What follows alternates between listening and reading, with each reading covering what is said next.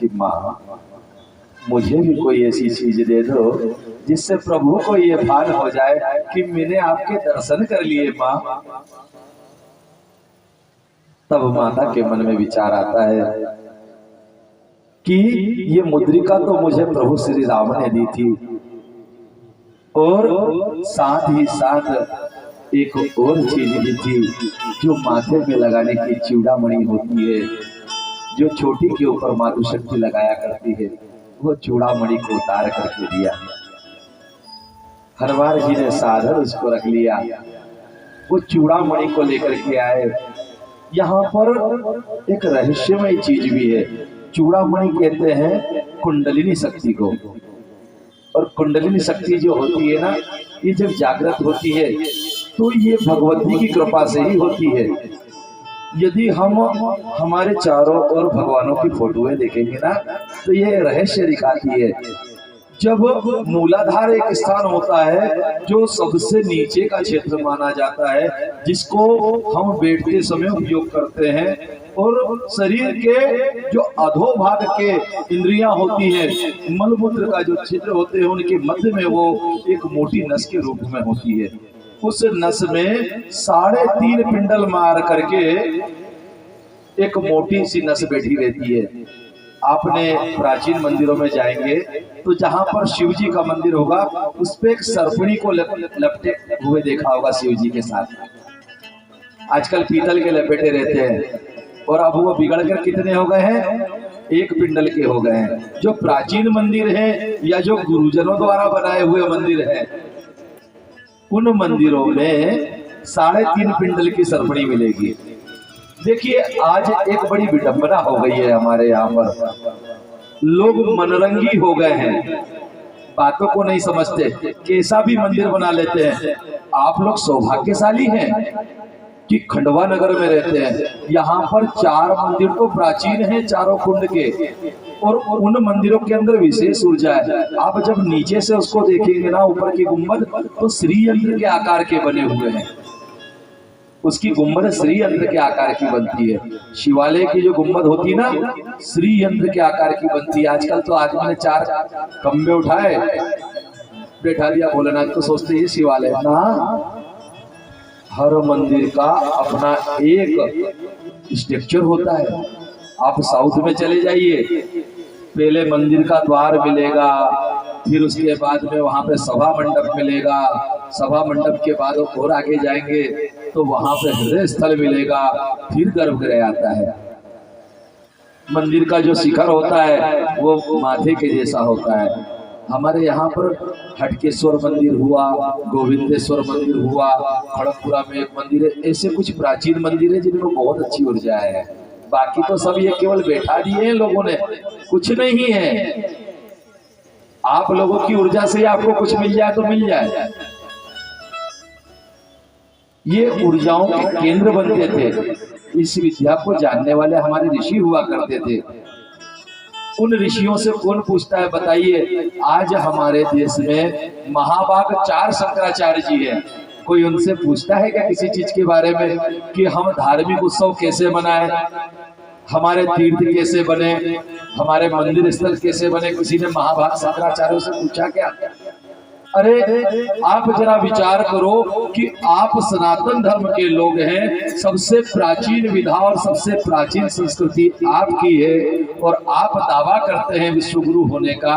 यदि आप अपने महाभाग शंकराचार्यों के द्वारा निर्धारित नीति नियमों को नहीं पालन करते हैं तो क्या आप विश्वगुरु बन पाएंगे?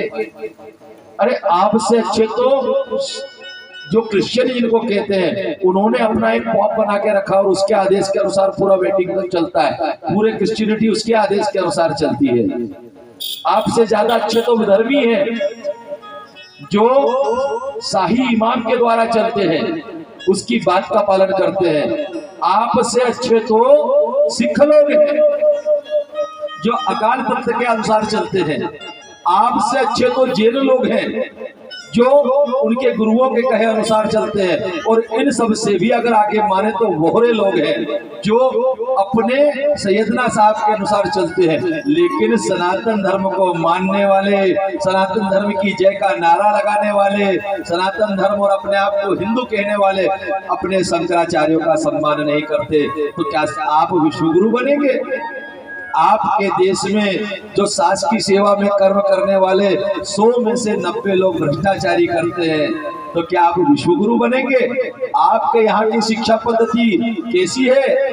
जैसे 5 जो एक छोटी सी बात आ जाती है कि एक स्कूल के अंदर 5 बच्चे थे, वो स्कूल था जंगल, एक हाथी था, एक शेर था, एक बंदर था, एक चीता था और एक हिरण था, और सबको कह दिया जो झाड़ पे पहले चलेगा वो फर्स्ट डिवीजन। बताओ कौन सबसे पहले झाड़ पे चढ़ेगा? बंदर चढ़ेगा, दूसरे नंबर पे कौन चढ़ेगा? चीता, बाकी 3 तो फेल हो जाएंगे। आपके यहाँ का शिक्षा सिस्टम इसी प्रकार का है।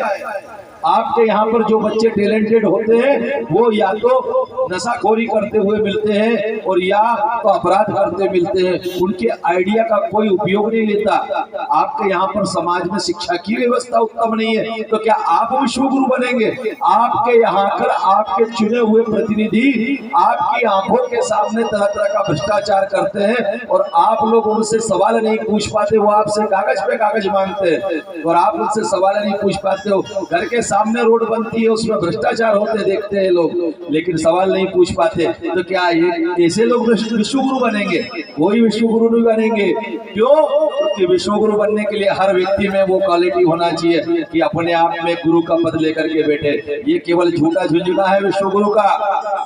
जब तक हम अपना सुधार नहीं करेंगे तब तक कुछ नहीं होगा। और हमको तो इतने सुधार की आवश्यकता है, हमको शिक्षा में सुधार की आवश्यकता है, हमको अपने जन अधिकारों के लिए सुधार की आवश्यकता। और देश के अंदर जितने भी लोग रह रहे हैं ये गांधी जी के 3 बंदर बन गए हैं ना। बुरा सुनने का मना करा था लेकिन अच्छा भी नहीं सुनना चाहते हैं, बुरा देखने का मना करा था लेकिन सच भी नहीं देखना चाहते हैं, और बुरा बोलने का मना करा था लेकिन सच भी नहीं बोल पाते।